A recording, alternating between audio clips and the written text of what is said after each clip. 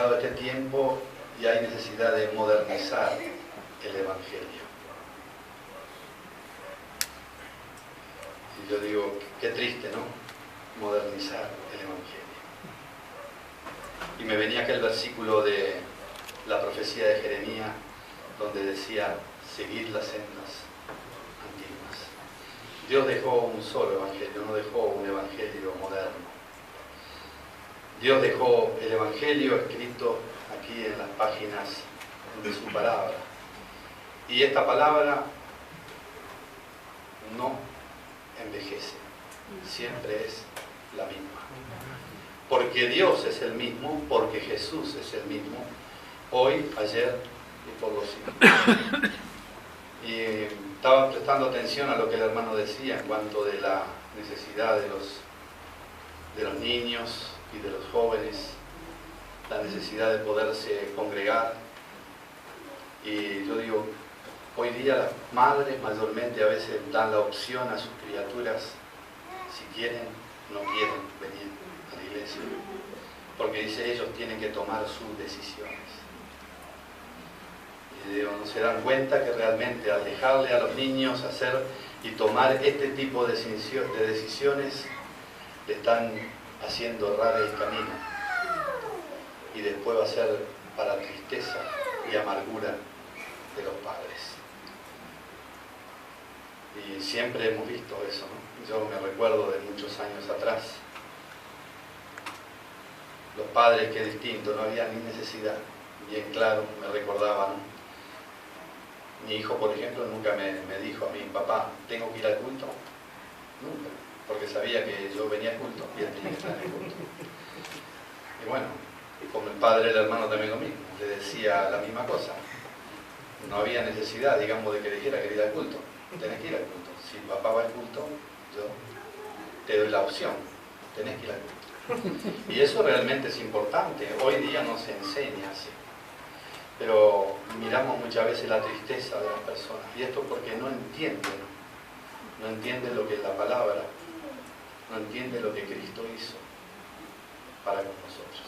Yo quiero compartir un poquito hoy, estaba estudiando en estos días acerca de el llamado de la cruz al cristiano. Los creyentes en su amplia mayoría hoy toman estas decisiones porque no han entendido realmente lo que Dios ha hecho por medio de la cruz de Cristo.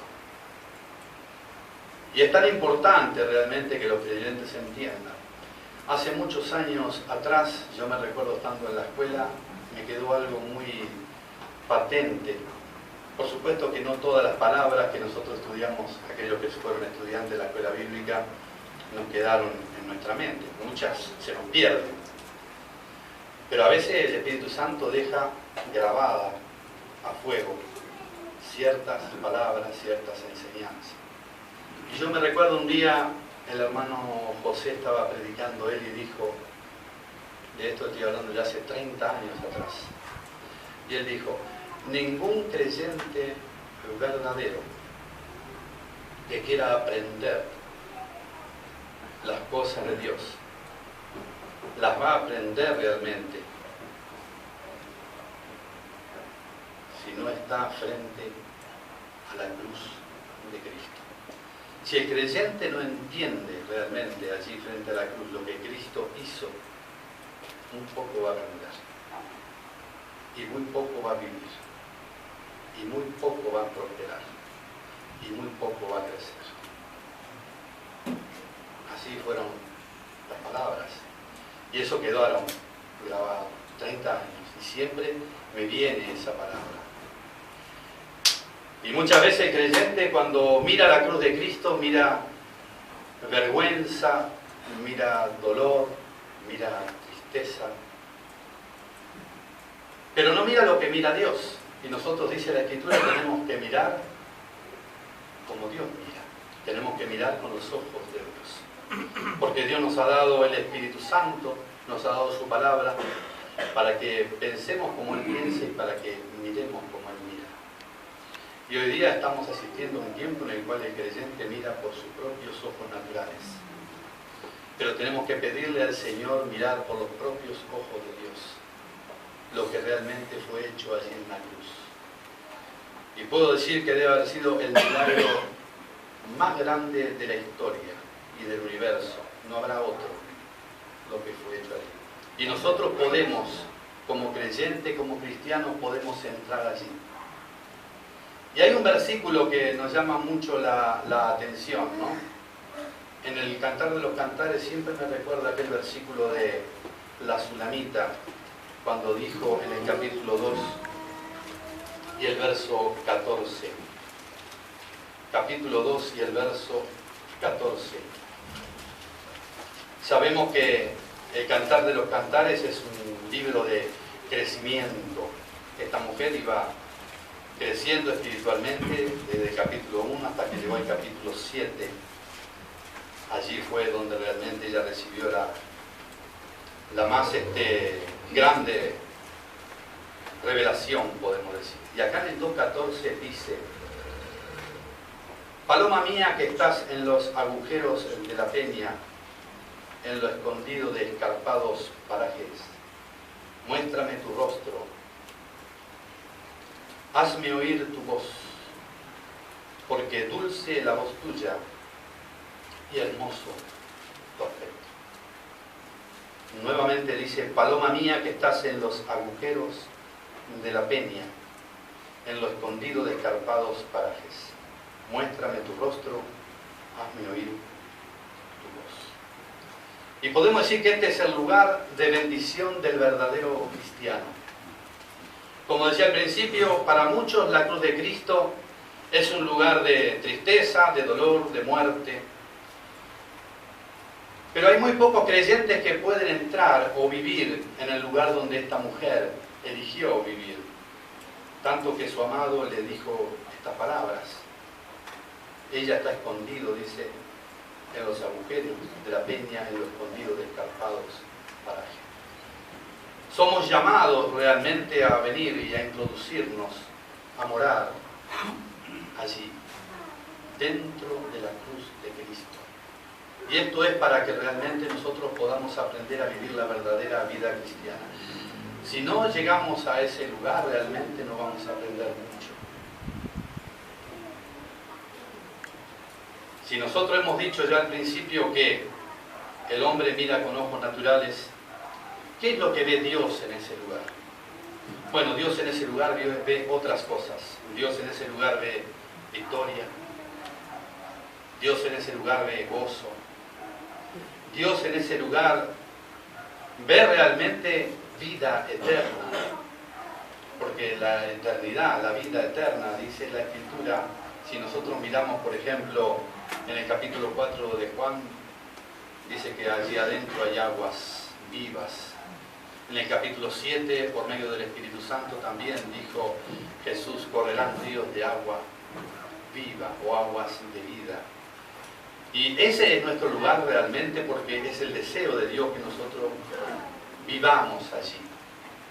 Dice la Escritura en Gálatas capítulo 2 y el verso 20: con Cristo estoy juntamente crucificado y no vivo yo, mas vive Cristo en mí. Y lo que ahora vivo en la carne, lo vivo en la fe del Hijo de Dios, el cual me amó. ¿Y cómo? Se entregó a sí mismo.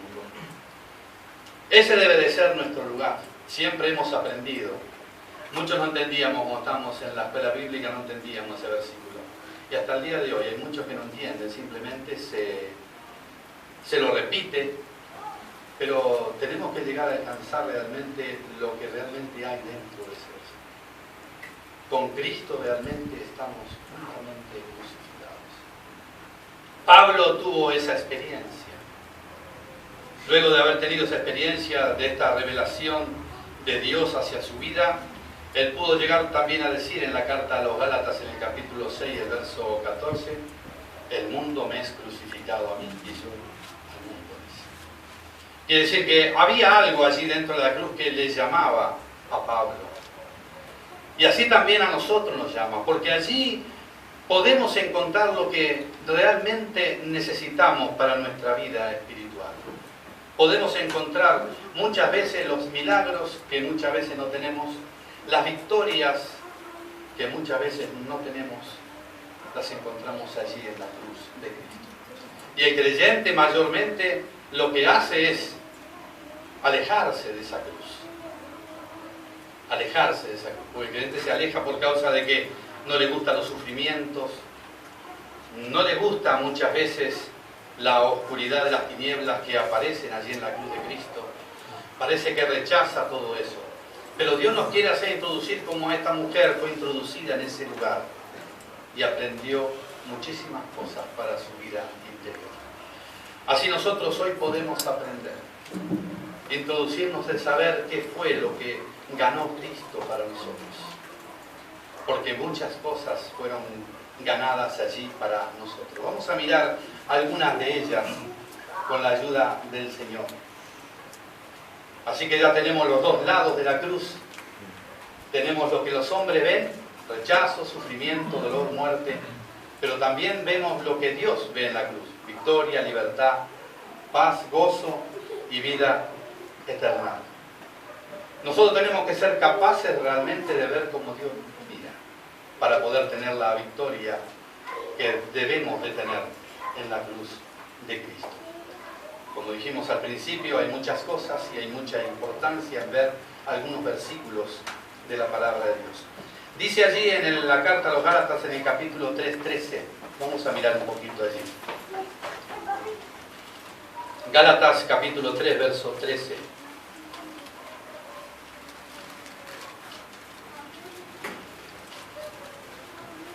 Una de las victorias que tenemos cuando nos acercamos y vemos lo que ganó Cristo para nosotros allí en la cruz. Dice capítulo 3, verso 13. Cristo nos redimió de la maldición de la ley, hecho por nosotros maldición, porque escrito está: maldito todo el que es colgado en un madero. Allí tenemos una de las grandes victorias realmente que el creyente puede contar. Somos liberados de la ley. La ley, recuerde que no podemos acercarnos a Dios por la ley. La ley simplemente fue un ayo, fue un maestro que Dios puso para que el hombre pueda verse lo que realmente hay en él. El hombre es pecador. De ninguna manera podía acercarse a Dios por la ley, porque no tiene la justicia que la ley necesita para acercarse a Dios. El hombre, por causa del pecado, es injusto. Sin embargo, vino uno, Jesús, vino con el propósito de ¿qué?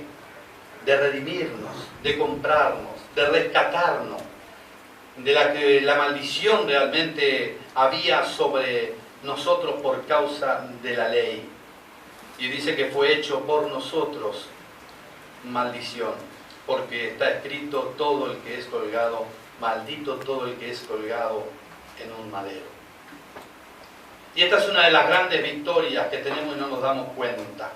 ¿Cuánta gente hoy quiere vivir realmente simplemente acercándose a Dios por la ley? Y encontramos muchas clases de evangelio. Encontramos predicadores que predican que después de recibir a Jesús tenemos que guardar la ley para podernos acercar a Dios. Y no se dan cuenta que realmente lo que tenemos allí es, para acercarnos a Dios tenemos que tener libertad. Y esa es una de las grandes cosas que el creyente mayormente no tiene. Somos libres ya del pecado, somos libres de la ley. Pero como no entiende lo que Cristo hizo en la cruz, bueno, el creyente tiene que experimentar esta realidad. Cristo nos redimió, nos compró. El creyente tiene que aprender a andar en la libertad que Cristo nos hizo libres. Y eso es muy difícil para muchos creyentes, por causa de la carne, por causa de su falta de juzgamiento de su carne, de su viejo hombre. Si usted no juzga a su viejo hombre, si usted no juzga a su naturaleza humana, de ninguna manera va a tener libertad. Y muchas veces somos muy juzgadores de los demás, pero no nos juzgamos a nosotros mismos. Y a veces decimos, ¿no? Yo estaba conversando con esto con los hermanos a través, decía, tenemos un gran privilegio. El privilegio es de podernos juzgar a nosotros mismos. Y siempre recuerdo esto de cuando participamos de la Cena del Señor. Cuando participamos de la Cena del Señor, siempre antes de participar de la cena, ¿qué hacemos? ¿Qué dice la Escritura? Vamos a mirar un poquito allí lo que dice en la carta de los Corintios en el capítulo 11. Carta de los Corintios, capítulo 11. Dice la Escritura, porque yo recibí del Señor lo que también os he enseñado, que el Señor Jesús la noche que fue entregado tomó pan y habiendo dado gracia, lo partió y dijo, tomad, comed, esto es mi cuerpo que por vosotros es partido. Haced esto en memoria de mí. Asimismo tomó también la copa después de haber cenado, diciendo, esta copa es el nuevo pacto en mi sangre. Haced esto todas las veces que la bebiereis en memoria de mí. Así pues, todas las veces que comiereis este pan y bebiereis esta copa, la muerte del Señor anunciáis hasta que Él venga. De manera que cualquiera que comiere este pan o bebiere esta copa del Señor indignamente, será culpado del cuerpo y de la sangre del Señor. Por tanto, dice, pruébese cada uno a sí mismo y coma así del pan y beba de la copa. Porque el que come y bebe indignamente sin discernir el cuerpo del Señor, juicio come y bebe para sí, por lo cual hay muchos enfermos y debilitados entre vosotros y muchos duermen. Si pues nos examinásemos, o si pues nos juzgásemos a nosotros mismos, no seríamos juzgados por Dios. Mas siendo juzgados somos castigados por el Señor para que no seamos condenados por el mundo. Y esto es una gran verdad para nosotros. Un gran privilegio tenemos de juzgarnos a nosotros mismos. Y mayormente a veces tenemos la tendencia natural de poder juzgar. Y esto porque no entendemos la palabra. La palabra no dice juzgue usted a su hermano. Pablo dice yo ni a un mismo. Ni a un mismo, dice, me juzgo, dice Pablo. Dios es el que nos juzga, dice. Pero nosotros tenemos esa tendencia de mirar a nuestros hermanos y juzgarle a ellos, y aún a nosotros mismos, ni siquiera tomamos en cuenta de el juzgar nuestra vida. Por eso cuando participamos de la Cena del Señor, lo primero que tenemos que hacer es mirarnos interiormente. Juzgar las tendencias que tenemos, que solamente nosotros podemos ver. Porque yo no puedo ver las tendencias suyas. Usted no puede ver mis pecados. Usted no puede ver mi vida. Sino solamente Dios la ve. Pero queremos ver la vida de los demás y juzgar la vida de los demás. Y tenemos tanto muchas veces que juzgarnos a nosotros.